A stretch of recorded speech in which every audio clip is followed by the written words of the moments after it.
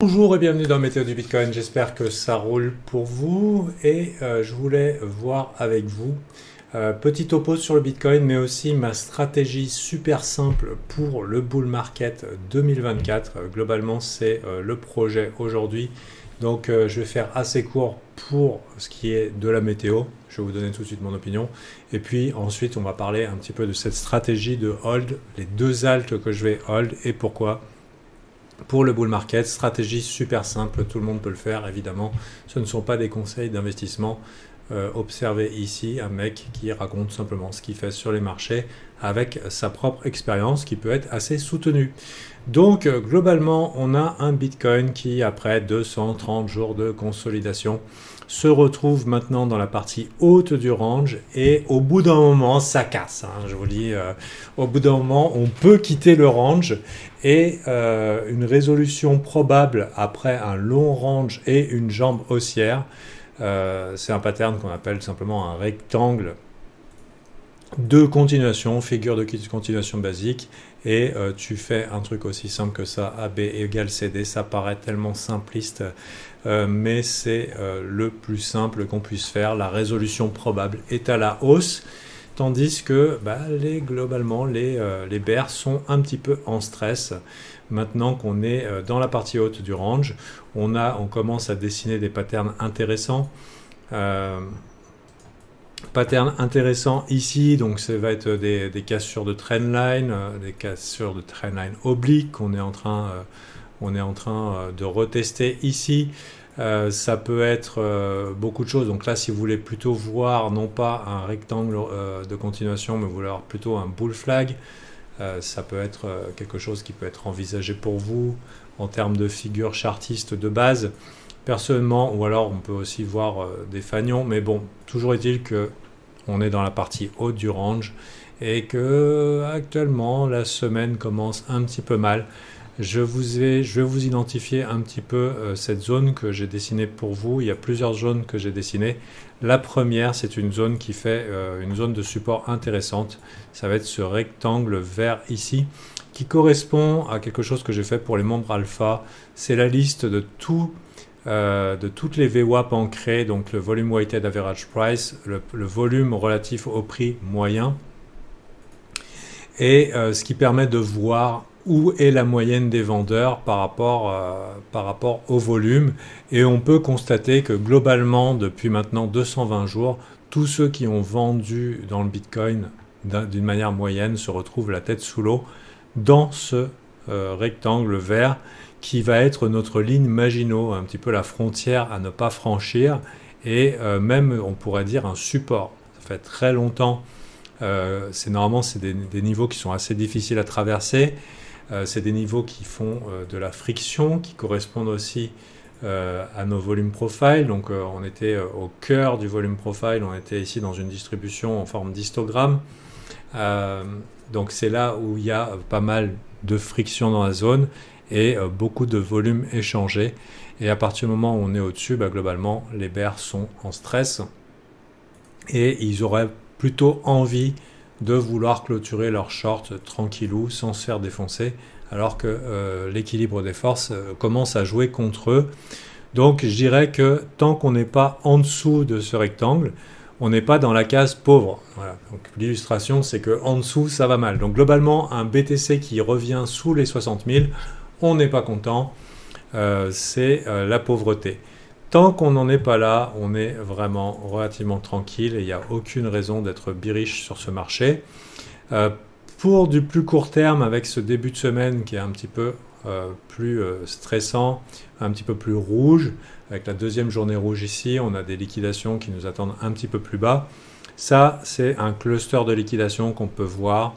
On a un niveau clé qui est important, c'est les 66 666 qui a fait pivot pendant pas mal de temps, donc c'est un bon niveau avec un bon risque-récompense pour éventuellement prendre des day trades.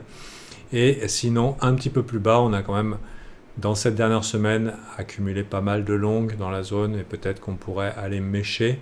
Donc mon idée est que entre les 66 666, qui est un chiffre Illuminati qui plaît bien aux milliardaires chinois, et le bas 64 400 qui est le bas de notre cluster de liquidation, si vous regardez au niveau des heatmaps de liquidation potentielle, donc ça ne veut pas dire qu'on va y aller, mais en général on y va. Si on va là-dedans, ça pourrait occasionner la création d'un bottom de range, un bottom normalement de range. C'est-à-dire que je ne m'attends pas à ce que le marché nous fasse du down only et qu'il inverse toutes ces indications de tendance qui sont positives. Je ne pense pas du tout que ça va faire ça. Au contraire, ça aura plutôt tendance à ranger. Et soit ça range, soit ça réattaque directement par de nouveaux highs et ça surprend tout le monde par rapport à un breakout. C'est pas déconnant quand on voit que MicroStrategy continue à continue d'accepter vers le haut ici, vous voyez. On est allé chercher des highs et on est bel et bien dans l'acceptation du breakout ici. Donc ici, on va se servir de MicroStrategy comme d'un proxy. Et ça se passe plutôt bien. Donc on a ici une bonne augure sur le BTC qui fait son job d'aller punir peut-être les longs tardifs, mais on peut s'attendre soit à la continuation haussière, soit à du range. Évidemment, pourquoi ça peut ranger ici? Parce que les gens sont un petit peu trop excités, il y a beaucoup d'attention, il y a des gens qui longuent en gros levier. Donc dans le pire des cas, globalement, c'est soit on fait quelque chose comme ça, soit on fait quelque chose d'un petit peu rangy. Et puis après, la résolution, ça peut être à la hausse ou à la baisse, mais mon biais est que ça sera à la hausse et que ça va bien se passer pour la fin d'année au niveau des cryptos.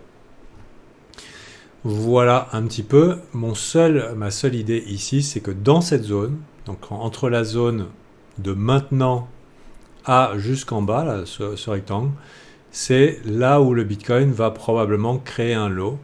Et personnellement, je ne suis pas trop intéressé pour long BTC, je suis plus intéressé pour aller prendre des alts dans cette zone-là. Et je vais passer tout de suite à la deuxième partie de la vidéo, c'est mon plan pour le bull market 2024. Quels sont les deux alts que je vais holder?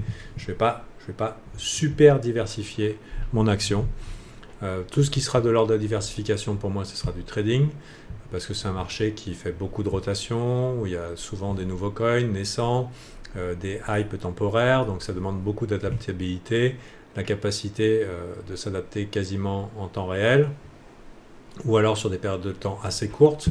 Donc du coup, je vais prendre parti d'utiliser mes compétences de trader pour faire du day trading sur des altcoins, mais pour ce qui est du spot, c'est-à-dire de l'investissement pour les mois à venir, peut-être les 6 mois à venir ou l'année à venir. Donc on verra, parce que peut-être en décembre, je changerai mon fusil d'épaule, mais pour l'instant, j'ai l'air déterminé à faire ce que je fais.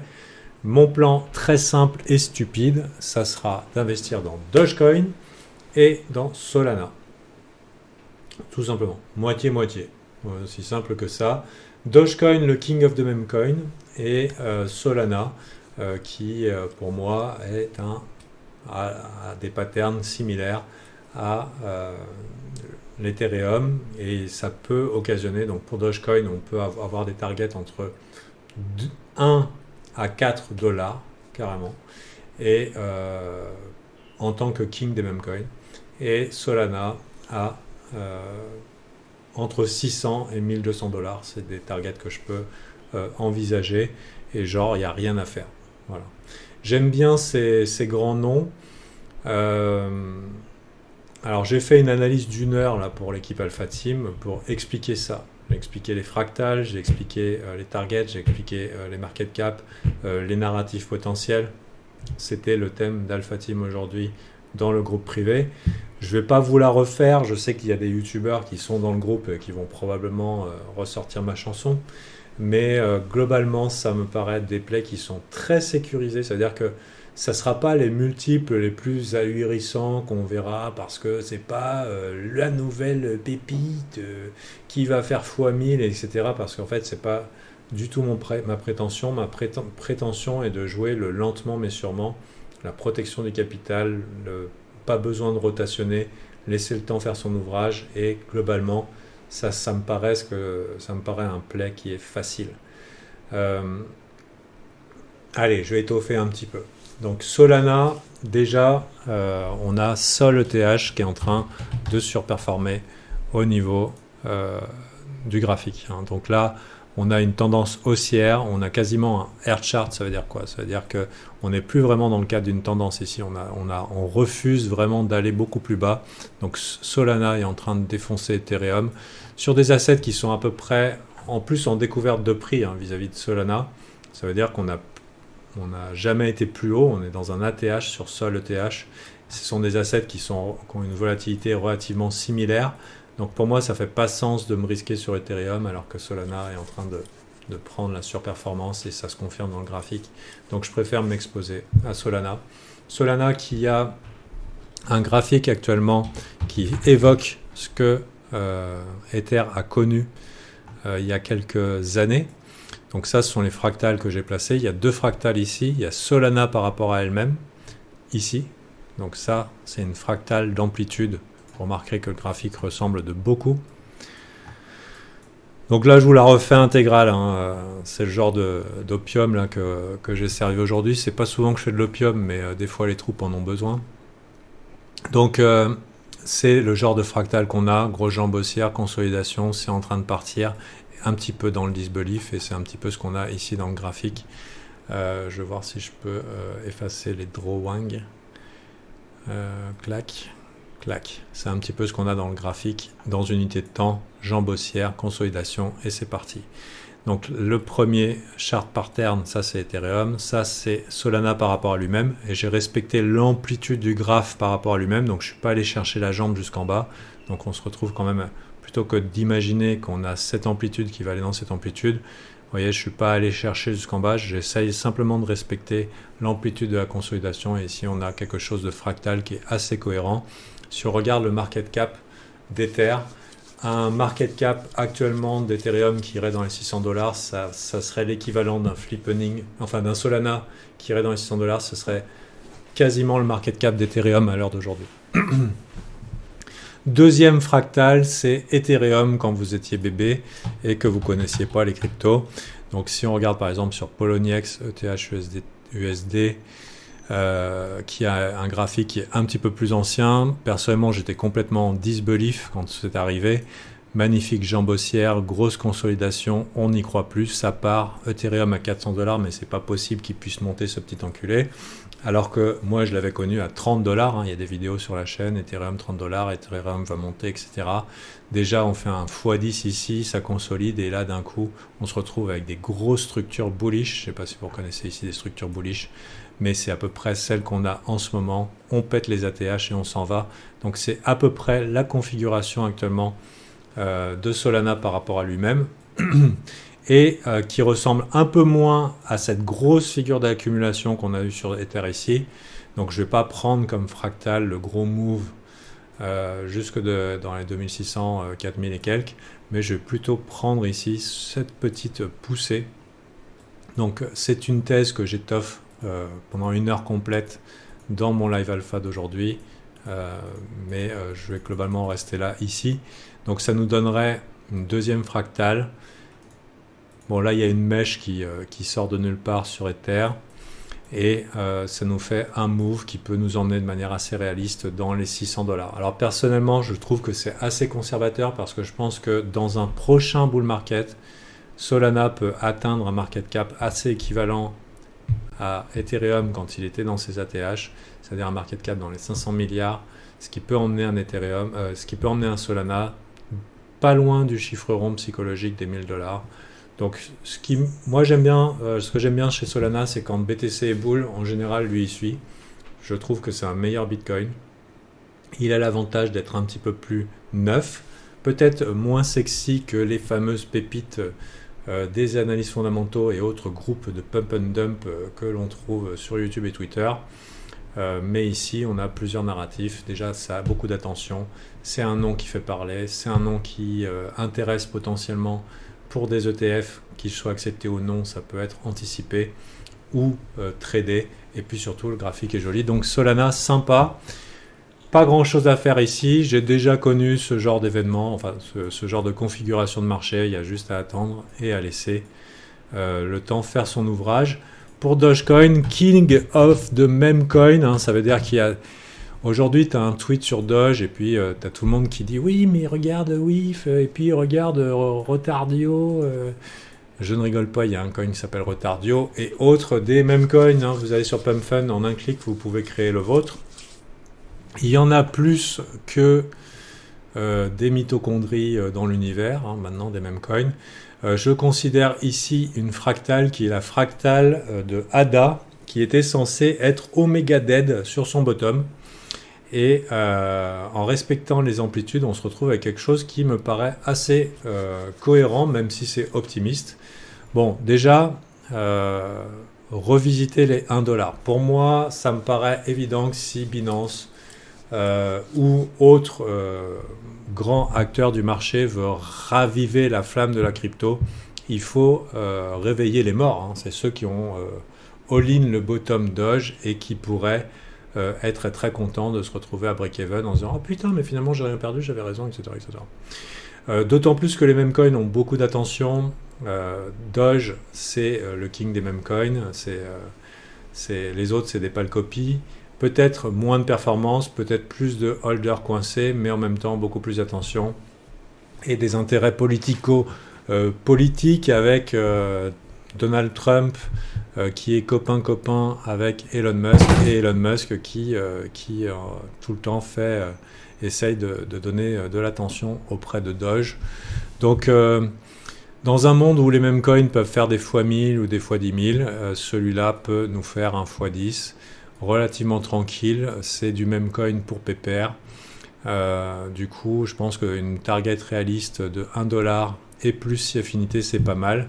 Je me rappelle que ADA, tout le monde pensait que c'était ultra dead à une certaine époque. Sur Twitter, on avait le fameux, comment il s'appelle, Peter Brand qui disait ADA va à zéro, ADA va à zéro. Et en fait, non seulement il n'est pas allé à zéro, figure d'accumulation, paf, on pète les ATH et on fait un truc qui a vraiment impressionné dans les chaumières. Oui, je sais que Dogecoin est inflationniste. Oui, je sais que c'est un même coin que c'est de la merde.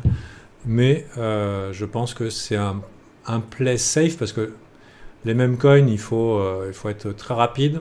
Il faut être, entre guillemets, il faut tout anticiper, tout deviner. Par exemple, parmi mes préférés, on a Nero, on a un 1 million Baby Doge, Floki, Popcat, Mew, on a des chats, on a des chiens, on a des hippopotames.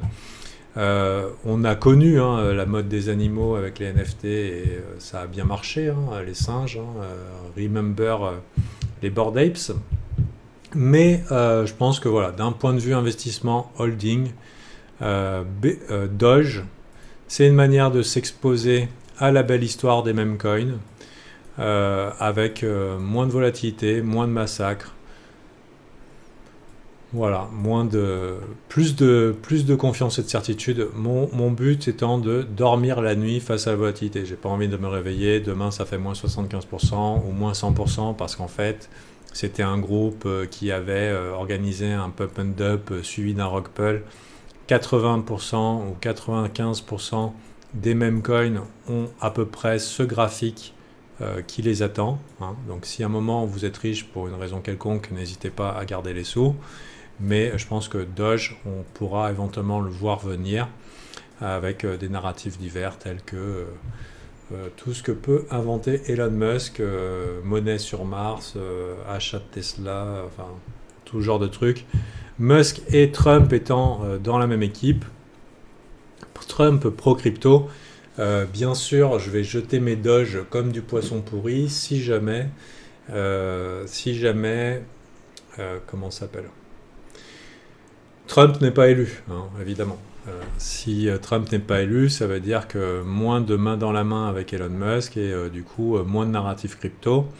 Mais quitte à s'exposer, c'est une manière boomesque, de boomer disons, et simple de s'exposer à la belle histoire des mêmes coins sans se prendre la tête.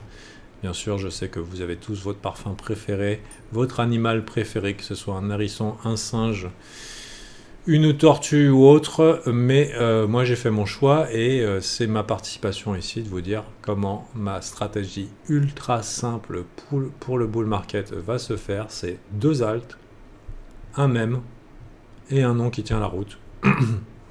Bien sûr qui tient la route, on a vu toute la Fed les mois précédents circuler sur Twitter et sur YouTube. Pourquoi ça c'est nul, mais en final, le prix est toujours là où il en est et ça performe encore. Ça me plaît. Ça me plaît de voir des gens qui détestent Solana. Ça me plaît des gens qui ne soient pas d'accord avec moi. C'est juste comme ça que je risque mon argent sur les marchés. J'espère que ça vous a aidé, inspiré, fait rigoler, hein, pourquoi pas. Et puis on verra comment tout ça vieillit au fil du temps.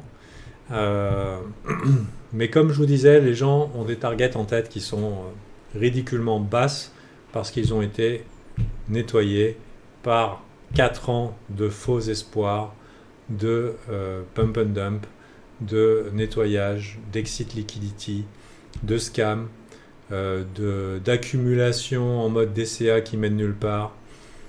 Et aujourd'hui, du coup, des fois, ils prennent 30% de profit, machin et tout. Mais on n'a pas connu de bull market. Je vous signale qu'on n'a pas connu de bull market depuis 2022. Ce qu'on a connu pour le BTC, c'était un retest du haut du range. Et donc avec un BTC qui était en train de surperformer au niveau de sa dominance pendant toute l'année 2023. Quelques pump and dump organisés par-ci par-là sur le marché des cryptos altcoins, mais c'était pour beaucoup d'alt juste un bear market rally. D'ailleurs, ils ont retesté leur lot pour la plupart, sauf une dizaine de noms qui ont pu faire la différence. Et voilà. Donc maintenant, si on a un bull market, maintenant on va voir des ATH qui explosent, des ATH qui explosent, mais aussi des ATH qui paraissent ridicules d'un point de vue historique. Ça veut dire que quand un coin passe un ATH, c'est toujours très très étonnant, surtout quand on a connu le passé. Hein. Si vous n'avez pas l'expérience, quand un coin passe un ATH, un all-time high, ce qui nous paraissait une montagne avant, parce que la zone d'opération pour Dogecoin pendant des années, c'était celle-là. Ce qui était énorme. Hein. Là, on parle d'amplitude de malade. Hein, de 200%, 300%, mais what the fuck, machin et tout. Et, waouh, mais ça va passer la TH, mais c'est quoi cette target de merde? J'ai déjà vu des gens faire des plans sur la comète comme ça, et ça devient surréaliste quand en quelques semaines ou quelques mois, le prix commence à s'envoler en mode FOMO général, et il faut y être préparé.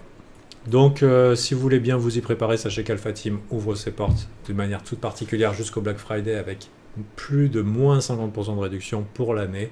C'est probablement un endroit pour être safe, pour ne pas se laisser embarquer dans le permabullisme et le perma-bearishisme. Il faut savoir qu'on essaie, nous, de regarder les angles morts, de ne pas rester coincé dans un biais dans l'éternité, mais d'essayer de prendre les vagues. Et si vous me connaissez un petit peu, j'ai développé en 2023 une fameuse réputation de perma-bear. C'est marrant, 2023 c'était que bear, enfin 2022.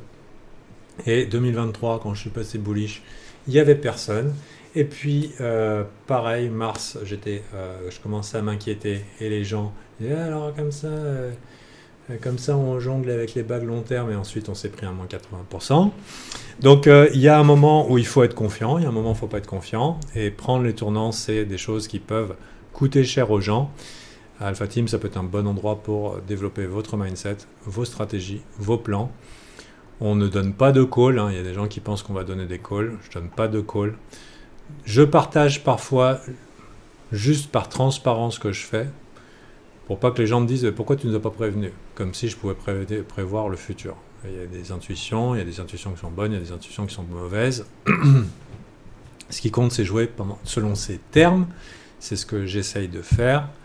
Et voilà, vous connaissez mes termes. Stratégie super simple aujourd'hui. Petite analyse, on attend le lot du BTC pour se positionner si vous êtes encore sur le côté.